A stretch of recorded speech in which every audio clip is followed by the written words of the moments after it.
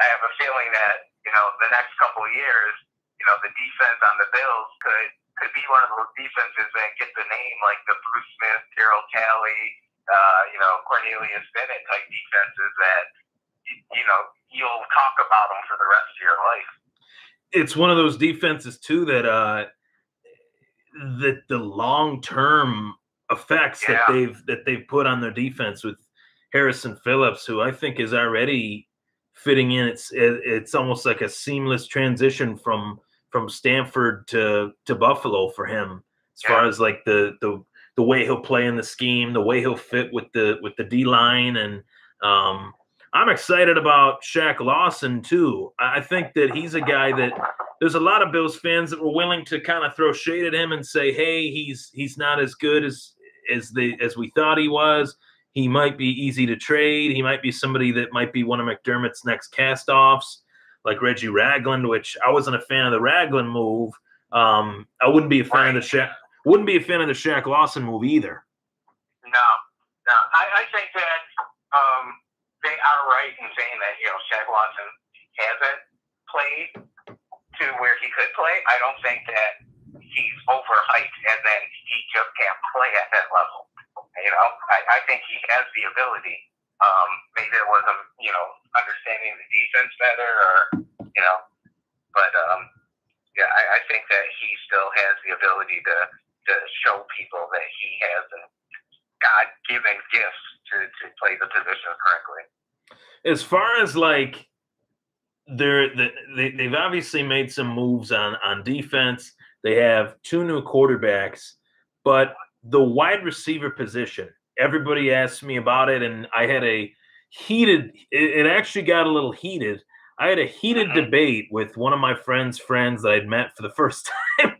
We were talking about how he said, well, the Buffalo Bills are only as good as their offensive line. Their offensive line on paper has taken a lot of hits in terms of losing Incognito and in terms of losing Wood.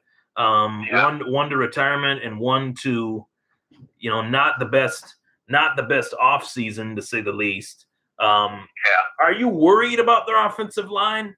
Are you worried about it? I am to a degree. I think it would only make sense because right now it's all question marks. It seems like with solid discipline and the right coaching and execution, a subpar, at least subpar on paper, offensive line can still be effective. You would just have to tailor plays around that, realize that you don't have a ton of time in the pocket. You have to have the type of plays like screens and slants and things like that are going to open things up and allow for quick plays to happen. If you don't have time, you have to have quarterbacks that are able to at least understand, maybe not Peyton Manning dissect defenses, but be able to look at the defenses and say, hey, here's where they're coming from, here's where I need to go, and make that decision quickly and stick with it. Right. We can't have, I won't put names to it, but we can't have, a rush come in and the player immediately starts running all over the place until either we have to chuck it out of bounds or we magically create a play that we can heave down the field 60 yards. I think that's all well and good. It's fun to watch. But in the end, it's not practical football, and you don't consistently win games without a legitimate game plan. And I think that's going to be our success or our failure when it comes to the offensive line. They have to game plan around their deficiencies, pretty much, is what you would say, right? Right. Yeah, I'd agree with that. His analysis of it, and I'm referring to his opinion because he didn't really know me. My buddy Eric introduced us. And I think he tried to test the Thomas take a little bit, and I kind of tried to come at you. He tried to test me, and I passed and he failed because he was saying something along the lines of the Bills have the perfect offense right now with their deficiencies for Tyrod Taylor to do well. And I said, I'm sorry, man, but I gotta cut in. You know, we were at the bar. It was a little bit loud. I was like, sir, I was like, because we had other guys in the conversation, other guys that I'd never met before, and he was saying how their deficiencies on the offensive line would have been perfect for a quarterback like Tyrod Taylor because he got the ball out of his hand pretty quickly. He was mobile. He was agile. And I guess I can kind of see his point. Does that mean I agree with it? No, but I could kind of see his point. But my response to it was, well, even with Richie Incognito and even with Eric Wood healthy and in the starting offensive line, with their offensive line better, with him having more time in the pocket, he was only able to muster up 67 yards, 58 yards, you know, in an entire game. I just can't wrap my head around why someone would still be willing to defend that if they're a quote-unquote Buffalo Bills fan. It's just tough for me to – but I guess in terms of, you know, McCarron has some mobility. I think Nate Peterman has a lot more mobility than people realize because it's not like Pitt was really churning out quality NFL prospects, you know, outside of, you know, a defensive back or a wide receiver or a running back or him here and there. They're not known as like an offensive line, you know, behemoth school.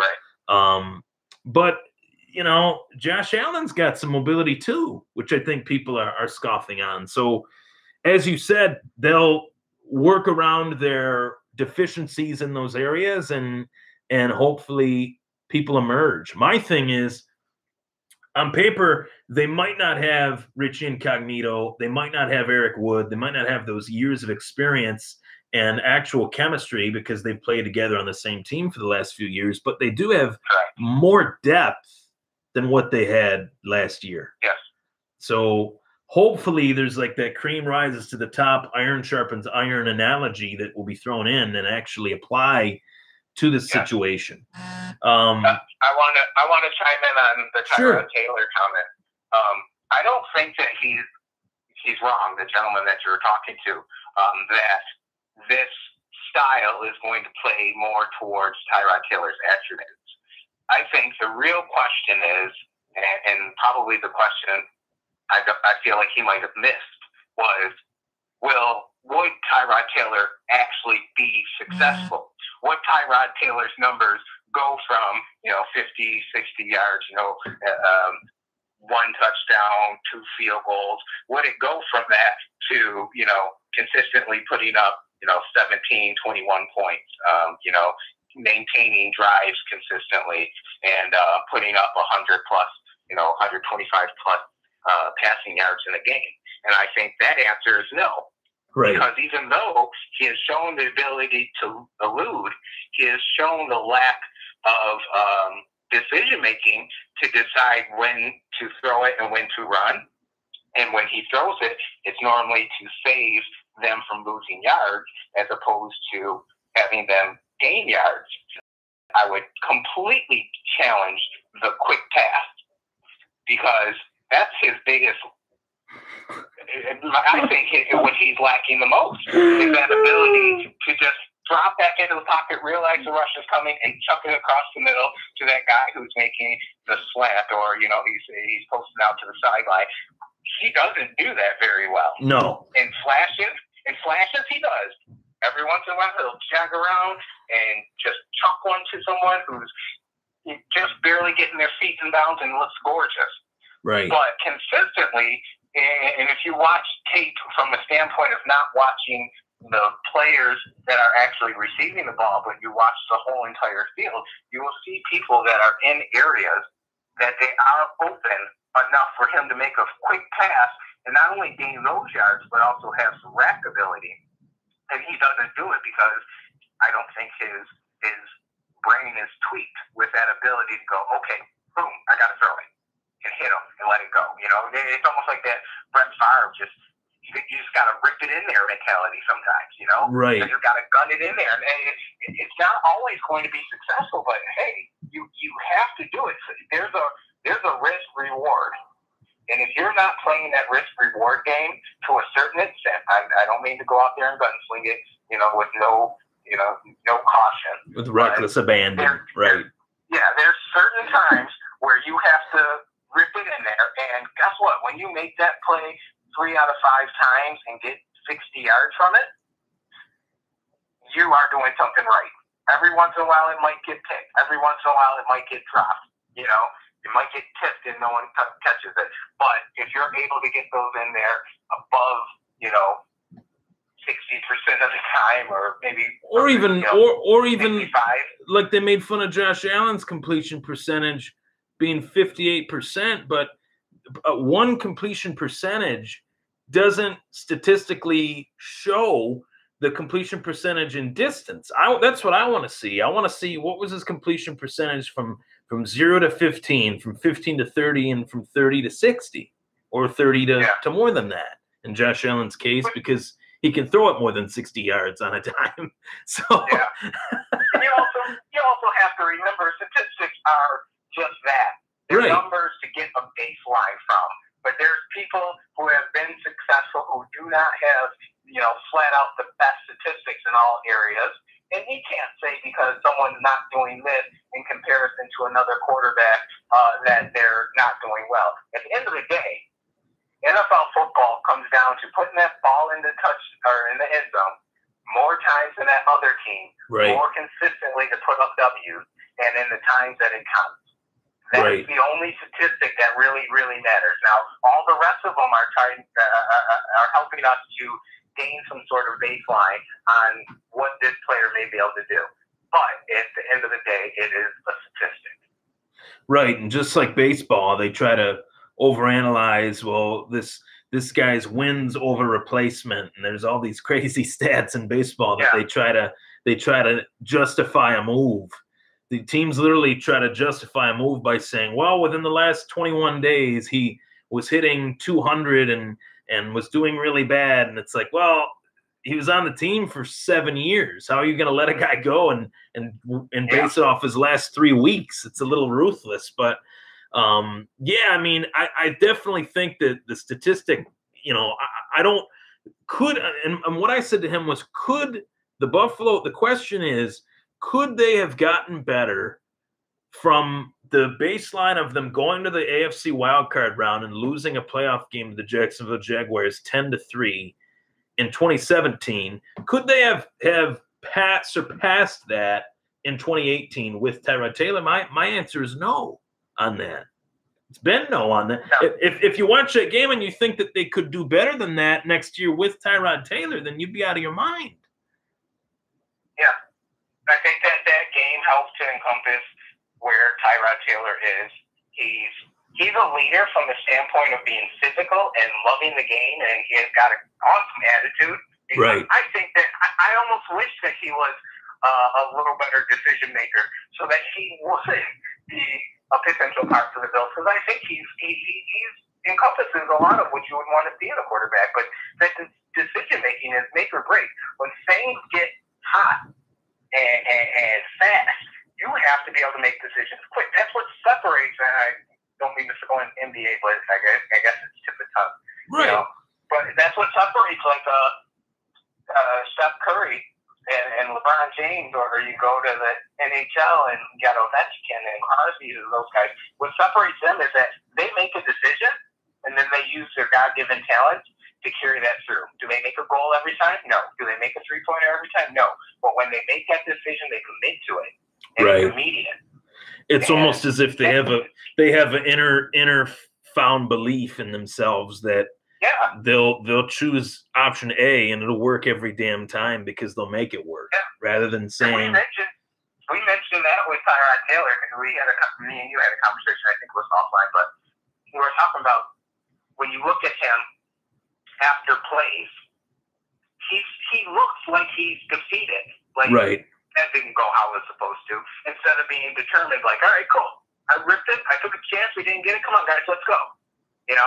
Right. I don't see that, and that's kind of what you need because as much as a quarterback does not have to be the best quarterback in the league, they have to have that ability to help other players be better. And it doesn't mean you're making them better because you're the best, but you have to give them that feeling that we can all be better, and I'm part of that solution. And I just don't believe Tyrod Taylor has that.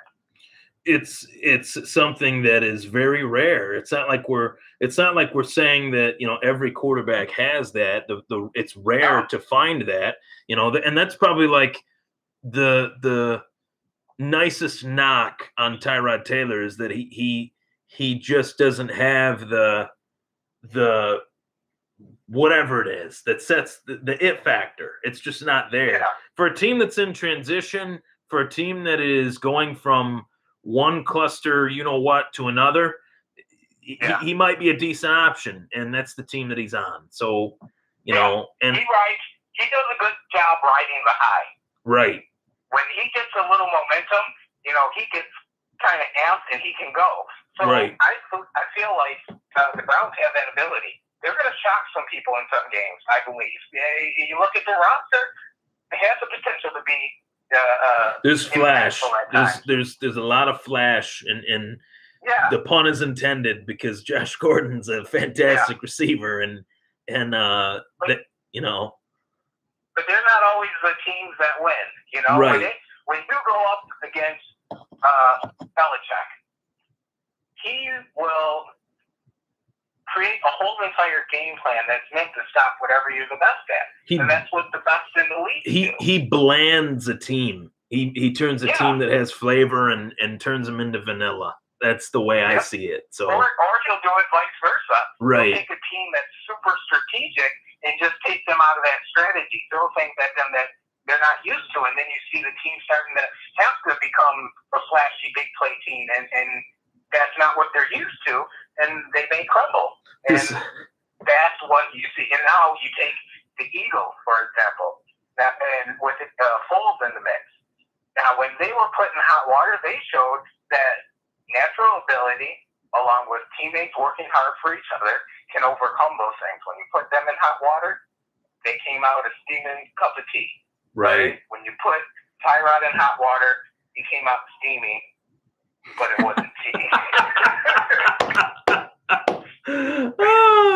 Outside of the offensive line position, another position that I have been asked about a lot is my thoughts on the wide receiver position. And that was always a common defense for Tyrod Taylor. Oh, they didn't have the wide receivers. But moving on from that, the current Buffalo Bills wide receiver position reads, you know, if I were to read it off, let's just say, you know, I'm not looking at a list, but let's just say Kelvin Benjamin, Zay Jones, Austin Prohl, Brandon Riley, Andre Holmes, Rod Streeter. And there's some names mixed in there, you know, to talk about. What are your thoughts? Jeremy Curley, right? What are your thoughts on the current wide receiver position for the Buffalo Bills? I think that's another one of those areas where it's up in the air. But I don't believe that they are without wide receivers. They have people that can make plays. It's about getting them open and getting the ball to them.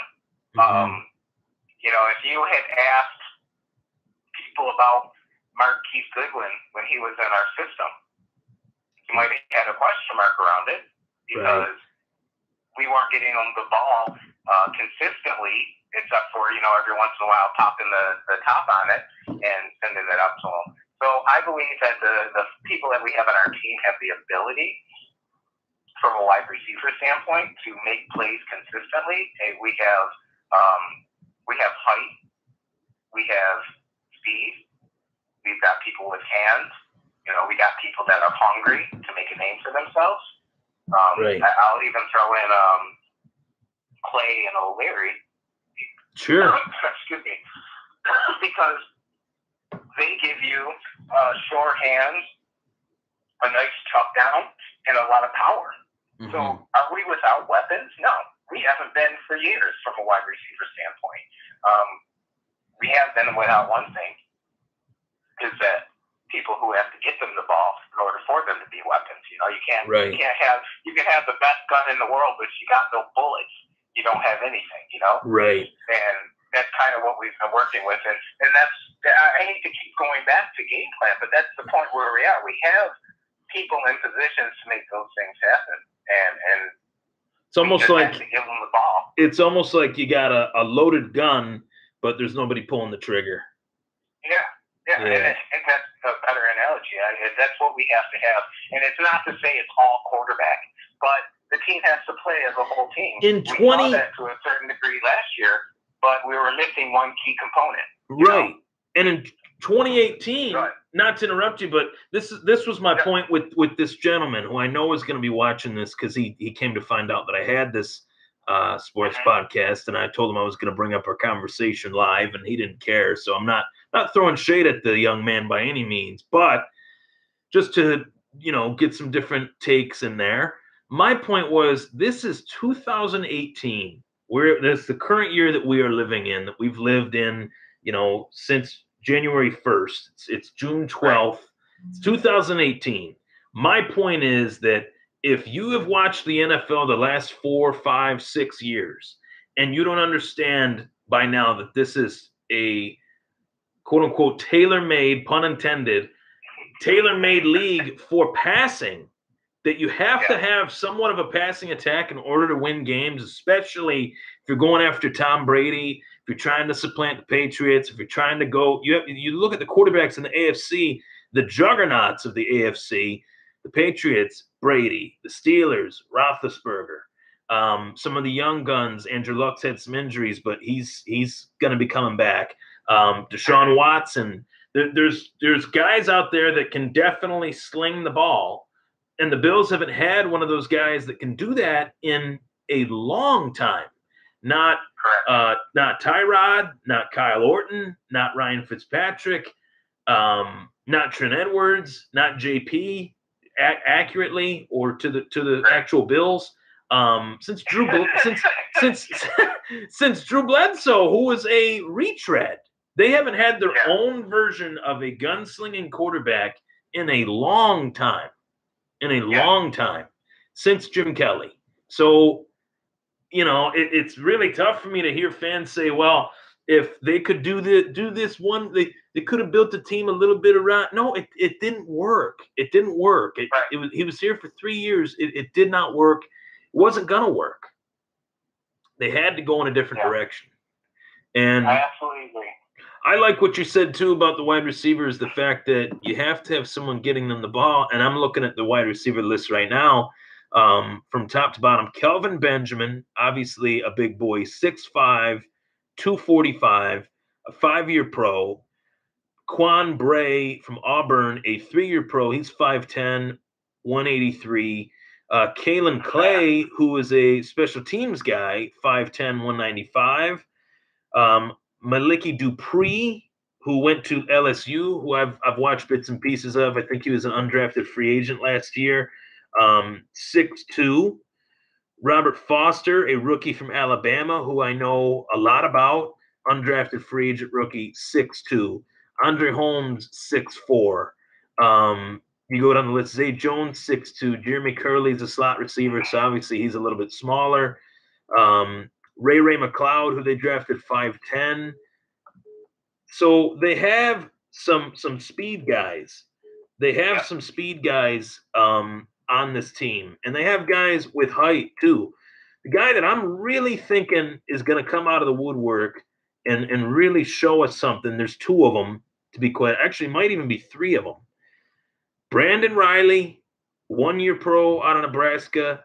Rod Streeter, who has apparently been tearing it up, and Austin Prohl, who was drafted this past year. So they have a lot of guys that, again, it's like a running theme with the team that they might not have the biggest names, but they have players with a lot to prove with massive, massive chips on their shoulders.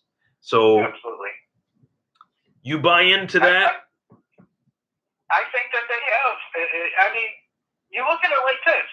Every team starts out, with those question marks. I'll use the best example because I drafted this guy as a rookie and I kept him for years. His name just slipped my head. What? Oh my God! How did that just happen? Oh my God! Colts. Was it T.Y. Hilton? 13. Yep, T.Y. Hilton. T.Y. Hilton. How the heck did I forget that? I was thinking of Tavon Austin. That's why. That bum. T.Y. Hilton. When he got on the team, when he got onto the team, there was question marks. I mean, he's small. He could put up numbers. He might not put up numbers. He became a huge part of that team. I mean, you want to talk fantasy numbers? He saved my butt some weeks. So it's a matter of giving those people the putting them in the right place and feeding them the ball and allowing them to show off their natural talent. And then you will know whether they're good or not. You know, people laugh a lot because they say that Buffalo is a team that grooms people in order to send them off to play well. Now, while that's a knock at the Bills for not retaining players, it also shows that at least, you know, normally it's on the defensive side of the ball, the wide receivers or running backs, not so much QB. But we have noticed talent that other people didn't see as talent, and we brought them in, and they've done really well, like Gillislee. Mm-hmm. He was on our team. He put up numbers when he was on our team. He may have put up numbers last year if he was on our team. Right. But we brought them in, and we were able to do that. So I say that to say this. We have people who are hungry to do things and that have the ability to do things. Now, we need to couple that with someone else who's hungry and has the ability to get them the ball. And together, they can work off of each other. That's where chemistry is built. That's where you get ridiculous people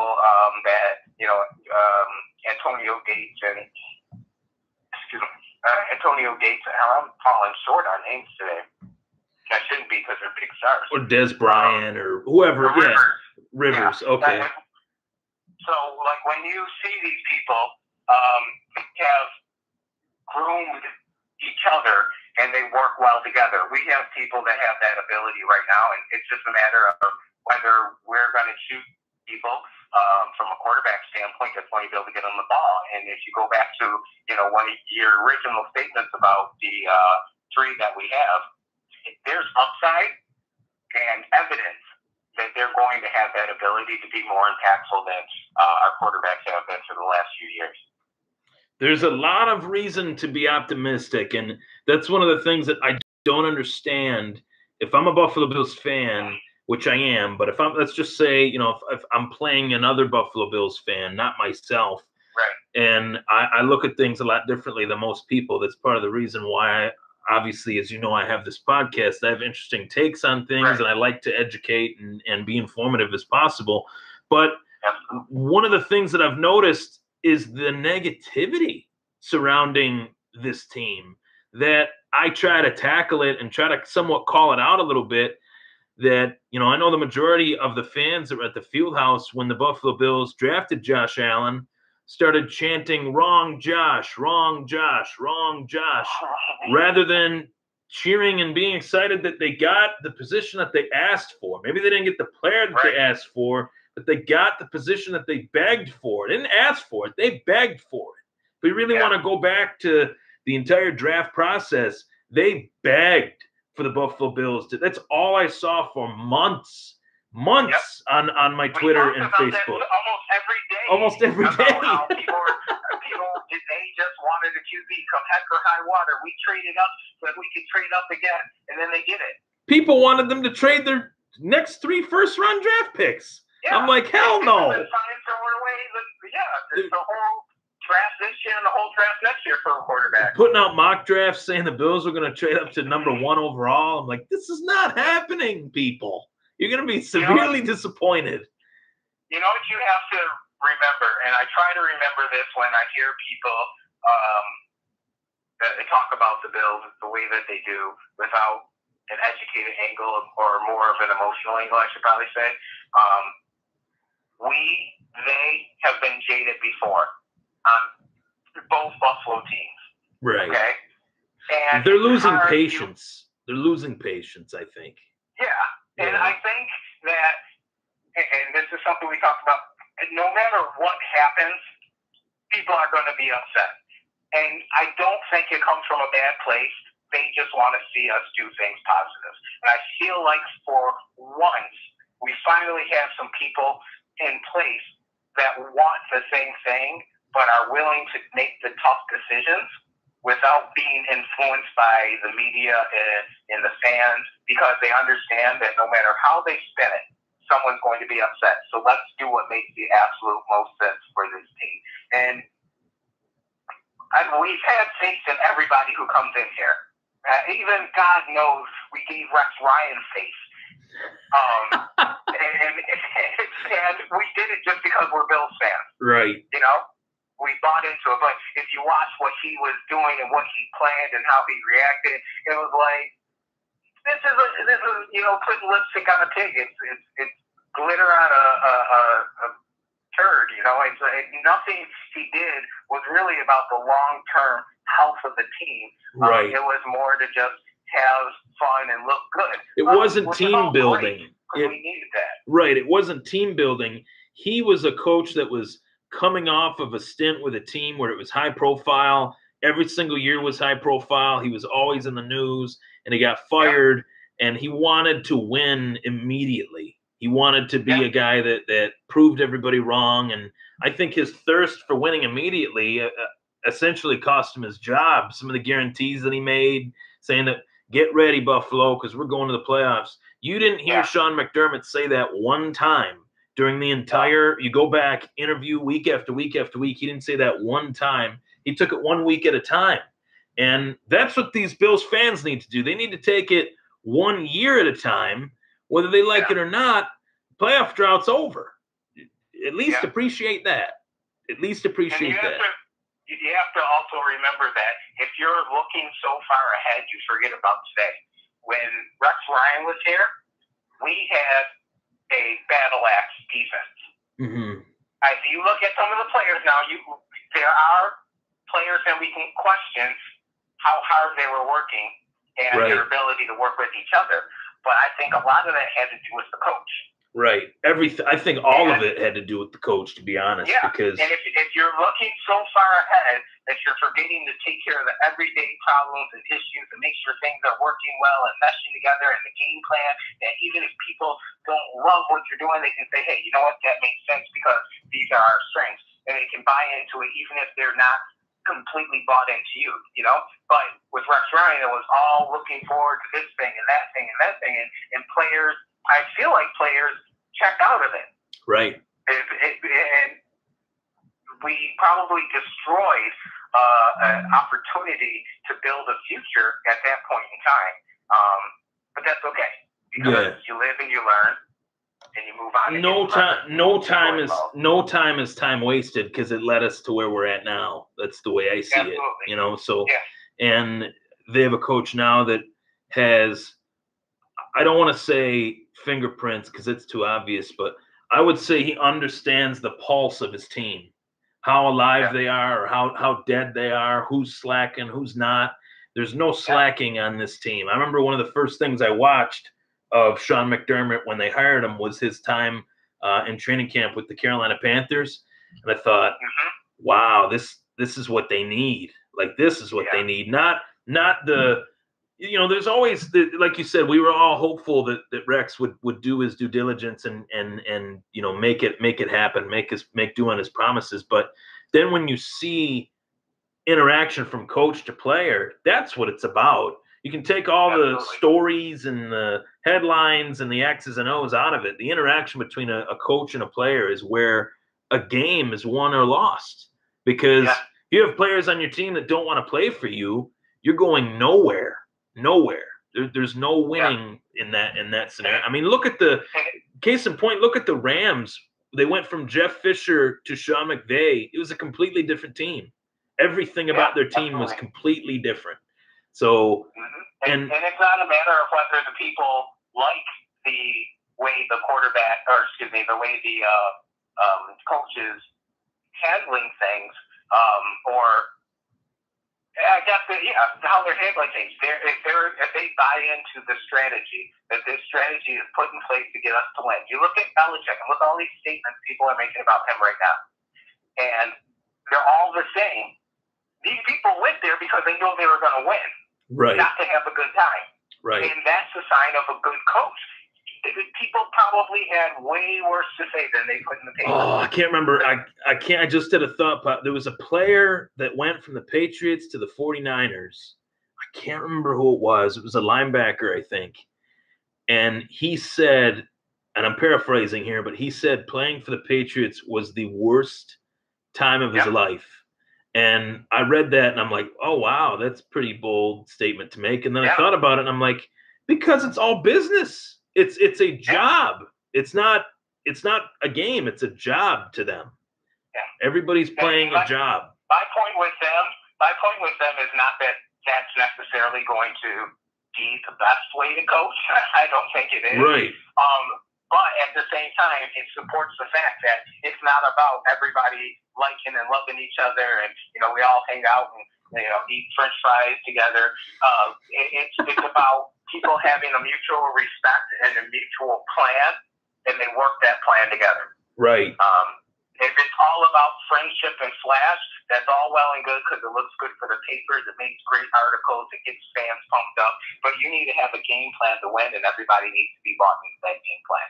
If that's not working on one or both sides, then you have some pieces that are wrong, whether it's the coach or the player.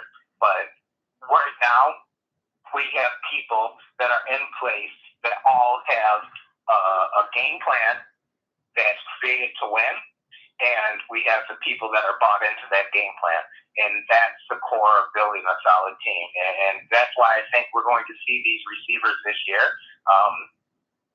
perform to where they're supposed to. Some may underperform, and other people will step up. But I don't think that we're going to be without receivers that are out there willing to catch the ball and put their body on the line. We just need to get them the ball.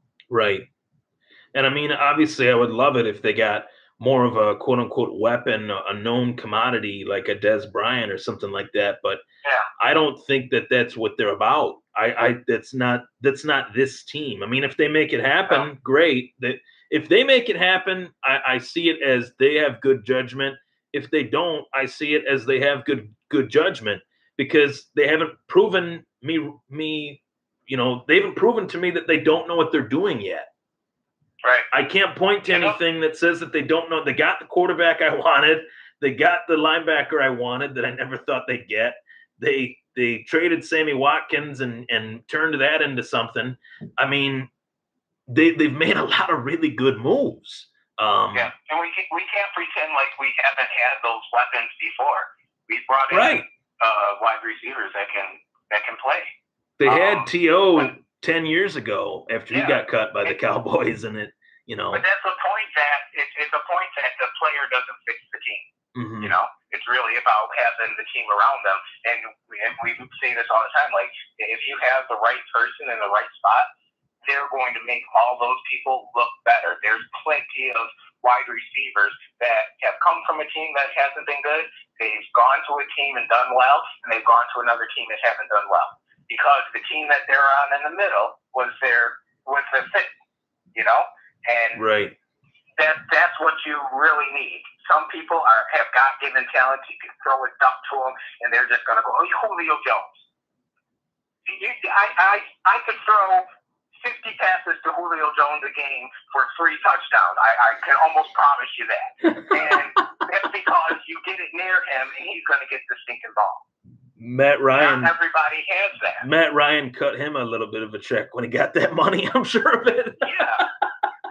He had to because he just makes things happen. That guy is that you only have 3 or 4 of those type of players at any position in the league at any given time. The rest of them, the vast majority of them, are that B plus player who's not going to ever be that A++ player. But if you get him in the right situation, he's going to look like an A++ player. Matt Ryan, Julio Jones is what Rick James would refer to as a super freak. Yeah, he is. He's insane. He's right up there with Des Bryant and Kelvin Johnson just physically, he's one of the most gifted. Physically, he's one of the most gifted receivers ever. In my opinion, I've never seen a receiver 1-on-1, or 2-on-1 or 3-on-1 dominate like him ever. It's like shades of Randy Moss. But I would say too that, like, I just got done watching the Miracle movie. It was on Netflix, and I hadn't seen it in a long time. And I knew I could rehearse the movie almost word for word, but it's just one of those movies that I have to watch when I see it on available or whatever. And I do see a lot of, and I've researched it and I've watched a lot of documentaries on it. And Michael Ruzioni was talking about how Herb Brooks was one of those coaches that when they got the full team list and it had guys from Boston and Minnesota who were still are arch rivals, he was like, this is a joke. Like, the players literally thought, is this guy nuts? Like, he thinks that we're actually going to skate on the same ice, the same side of the, on the same team. We're in the same colors. We're in the same logo. And this is never going to happen. It's not going to work. And quickly they found out that he didn't care whether they thought it would work or not. His practices were so grueling that it was almost like he beat the will out of them and put it back into them. And there's two parts of that movie that I really think resonate with McDermott. That when they were picking the players who were going to play on the ice, players that thought they should be there by statistics alone didn't get picked. Players that they thought shouldn't have been picked did get picked. And then one other portion is when he was trying to shake the players up, and he brought the one prospect who was flash. He had the numbers, he had everything, and they're like, can we talk to you? We don't need him. And when I hear stuff like that, as much as it sounds like fantasy or fairy tale, that's what you're trying to build, is a team that doesn't need anything other than what it has, because they're going to play for each other. And if you have that right fit, you can do things correctly. It doesn't mean they're never going to get someone who's a star. I think that that's necessary to be dominant in the league. But you need the core of people that are flat out just willing to play for each other, people that are willing to die, go that extra inch for each other. And without that, I think you lose a whole lot. And if they keep following this process, I think we're going to see results no matter who they bring on the team, because he's already proven it to a certain extent. Right. And he's proven that when you have a list of guys that you want, it's your guys. It's almost, I mean, and I'm saying this practically, I'm not, but in a sense, in a large sense of it, it is true. When you have a group of guys that you really, really like, those are the guys that you are going to go after in like a fantasy draft, or, even when you're playing 3-on-3 basketball, if you want your guy, you're going to pick your guy when you're picking your teams. And, I think Sean McDermott has done that to an extent thus far, with their team. I honestly believe that's why LeSean McCoy is playing to the level that he is right now at his age. Right. Because I think that he got pulled into a system that reinvigorated him. Right. Because he wants to be the best, not just for himself, but for this team. And he says that, and you can tell that he's bought in. He may be getting a certain percentage, that certain chemistry percentage that you get when you're with the right people. He may not have gone to another team and have been able to continue the same numbers that he did in Philly. Right. So being where he felt energized and gave him that ambition to continue to put up the numbers is huge. And I think that speaks to everybody who's on that team, and what they could have the ability to do. And as far as like in the first one I was talking to you about, his statements were, I mean, we think the world of Josh Allen, but we also know that he's got some work to do. We're not going to give him the car without him having the license type thing. Mm-hmm. It's like we're not gonna allow him to drive the bus without the proper training. It's kind of like one of those things. And I'm very, very excited, because I feel like for a long time, at least, especially in my lifetime and in yours as well, you actually got to see the Super Bowl teams get built, assembled. I've only heard about it in stories from my dad or, things like that. Whereas I love those guys. I love Jim Kelly. I love Thurman Thomas. I love Andre Reed, Bruce Smith, Marv Levy. Marv Levy's one of the only Bills, former Bills coaches or legends, I'd say Bills legend that I haven't met, and I've always wanted to meet him. I think he's like the main guy to me that got it, going in the right direction. But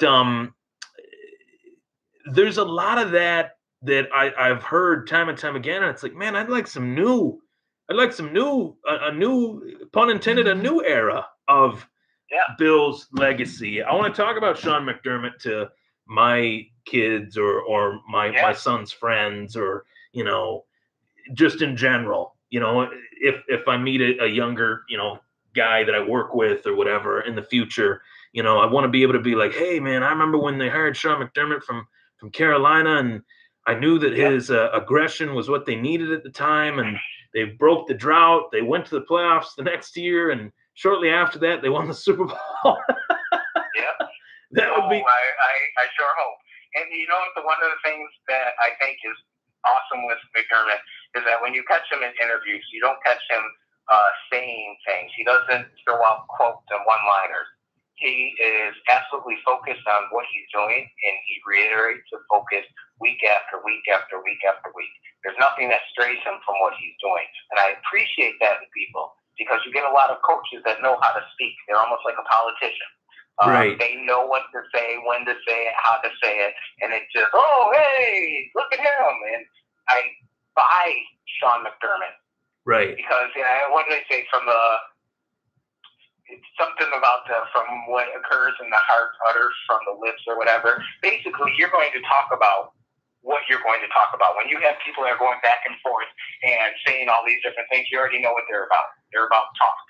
But when you have someone who consistently is telling you this is what we're doing, if there was any confusion, he would be saying it in a confusing way. He would be talking about other things. He knows what he's doing and what he wants to accomplish, and he's going to do it. And I have to believe it, because he continually sticks to what he's doing, and that's the type of coach that I want. If I were playing, that's the kind of coach that I want to play for, because I don't have to be confused. Right. I'm not playing a secondary game outside of football. Called football business. I'm playing football to win, and I know he's setting up the framework for that. And some of the framework that Bill Polian and Marv Levy created, with their inner working relationship, I do see that a little bit with Brandon Beane and Sean McDermott, because they're on common ground with virtually everything. Marv Levy even said in his Hall of Fame speech for Levy's Hall of Fame speech and for Polian's, that there wasn't a time where they disagreed on anything. And he wasn't saying it like, oh, I kissed his butt, he kissed mine. He was saying it like, we understood that we both put in enough preparation to where we could mutually come to an agreement at the end of the day on what was the next best step for the team. And that's almost verbatim what McDermott said. Right. At the end of the year.